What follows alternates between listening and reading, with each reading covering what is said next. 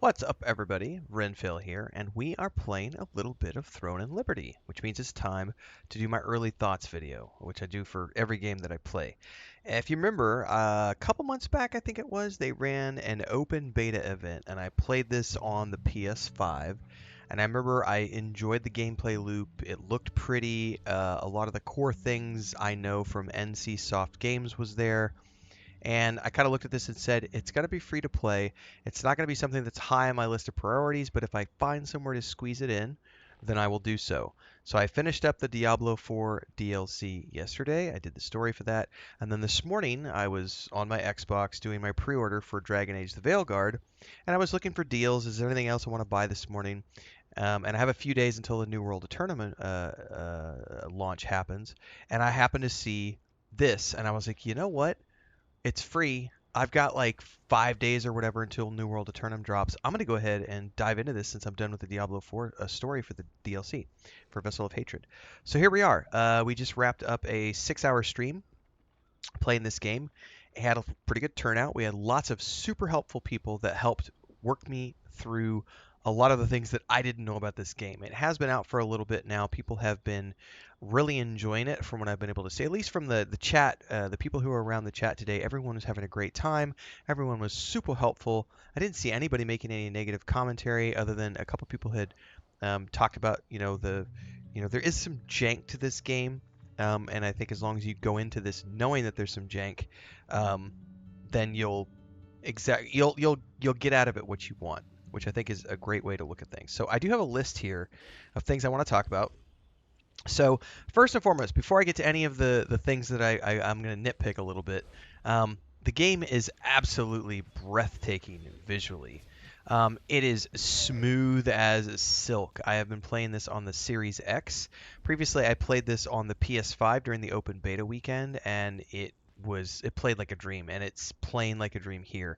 I have zero complaints about how this game plays. One of the things I really love, and let's see if I can get it to trigger here, is there is like an auto.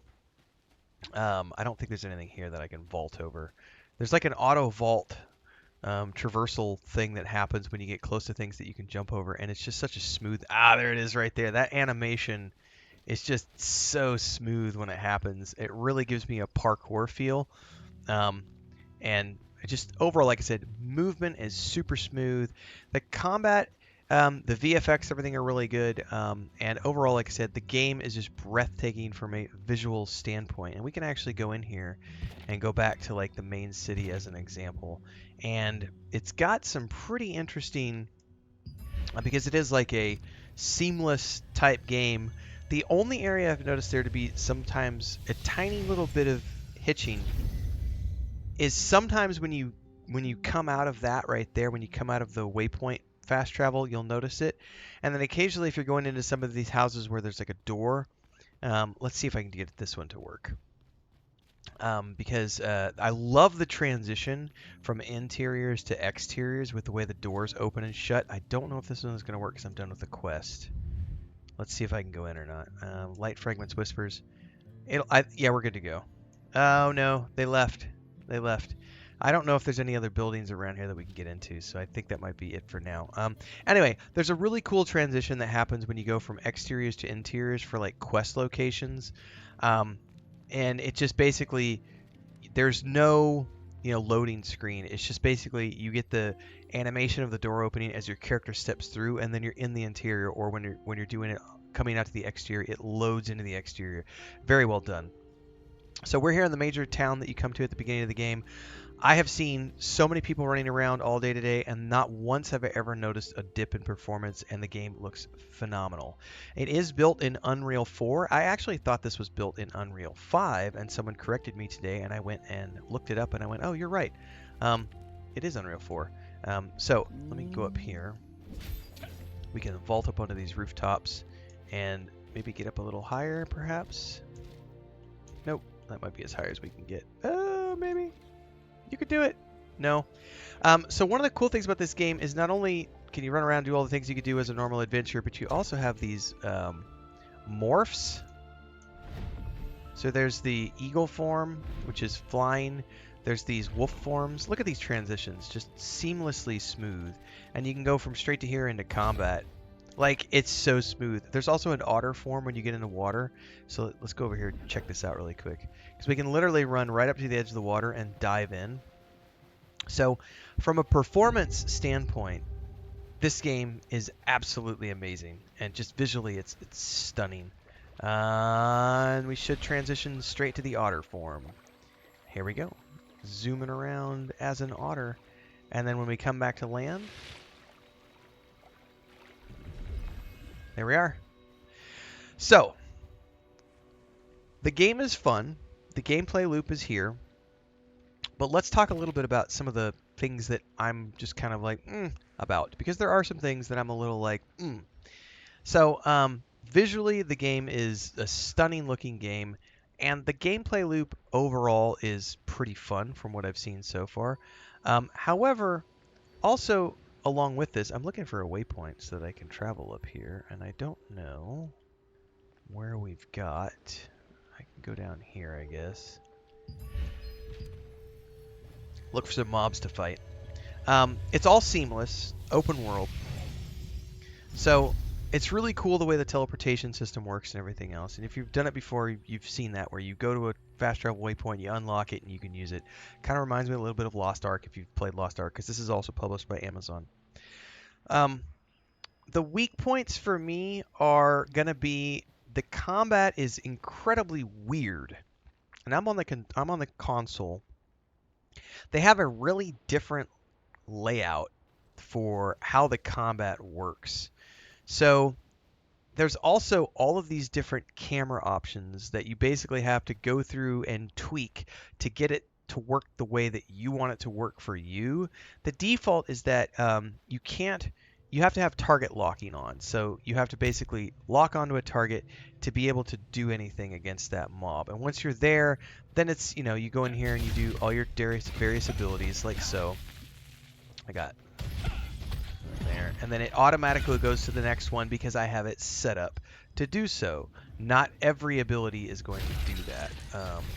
Or not by default, I should say, because I have it set up to auto target the next closest thing with the combat locking. That way I don't have to do it. But here I can, manually switch between things if I need to. That's a Chestacean. So the VFX are there. Visually, it's a very, even in combat, everything here looks great.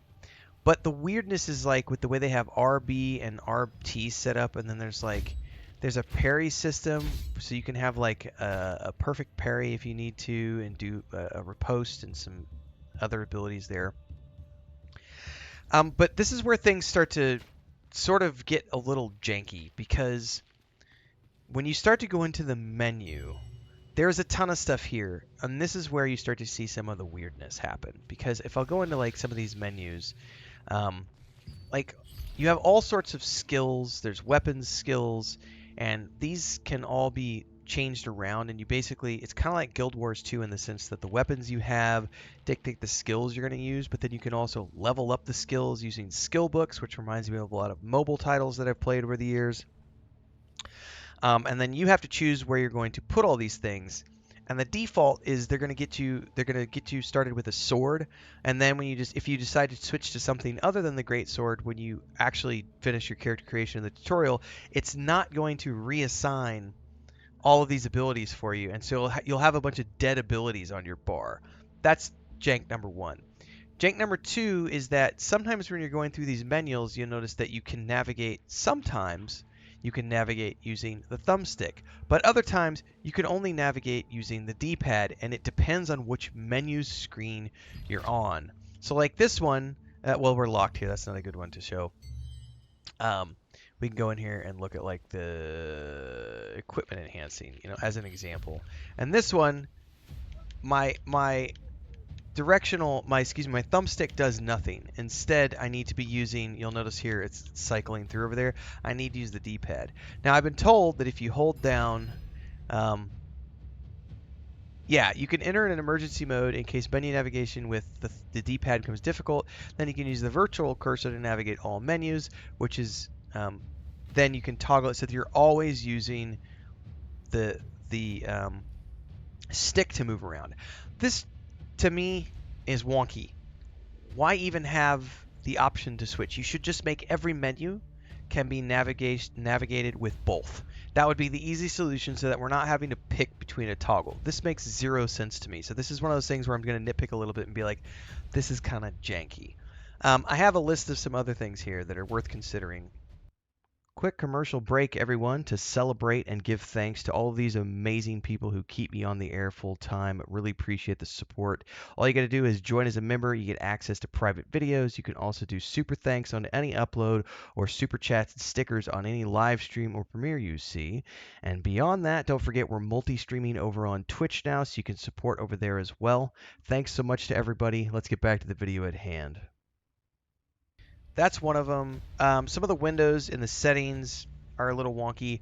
Not everything is remappable on the controller, and some things that are remappable are not what they don't work the way you think they want to work. And going down into the settings, this is where there's all sorts of different things related to the camera, which are not evidently in front of your face. Because like you would think you would go into the camera and this would house all of the camera settings. No, no, no, that's not true. This is just basic camera settings. So like one of the things that was driving me nuts is the camera rotation disabled when locked on by default.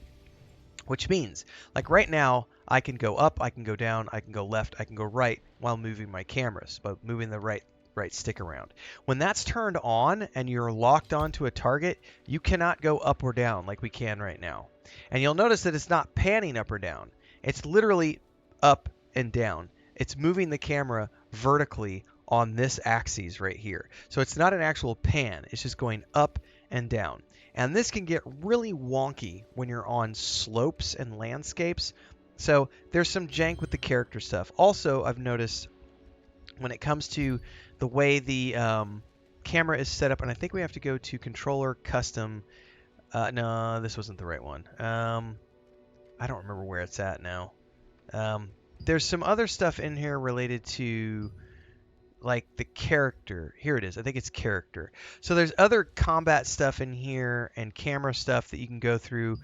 And then like going over to the controller, there's all of these camera options are like buried in different menus here, and they all do different things. So there's stuff with like how the camera is reacting when you're switching between targets, how fast the camera snaps around when you're switching targets, whether or not you can even move the camera when you're in locked on target mode.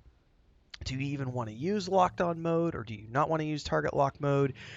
There's a lot of options in here, and it just feels a lot different than many other like most games that I play, action RPGs, MMOs, etc., have a very similar layout.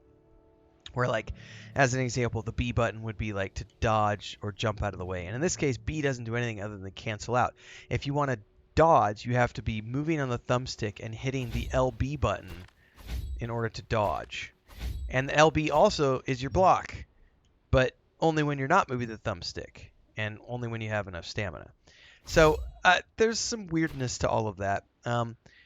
But aside from a little bit of jank with the controls and the camera and the way they have like this set up, I wish there was better options to like remap these, the layout and stuff. These are small things that are probably subjective points of view, and they're not enough to take away from my enjoyment of the game so far. The story has been what I would consider to be mid, which is kind of like, I think the way I would look at this is if you've ever played a Korean MMO before, if you've played one, you've played them all. They all deal with a very tropey story of you're the chosen one, the prophesied one, in this case, you're the starborn, and you have a special power inside of you, and the bad guys want that power, and only you can save the world. I hate those storylines, and that's integral to what's going on here with the story. So, not a huge fan of that. But the game is pretty enough and fun enough that I've enjoyed playing it. The narration component I absolutely adore, which is basically every time you complete a little mini quest, and often when you're going through the environment and you click on something, the narrator will pop up and she'll say something like, After adventuring through the Isles, you found this thing, and then you did this, and then this happened, and then you're supposed to meet up with this character.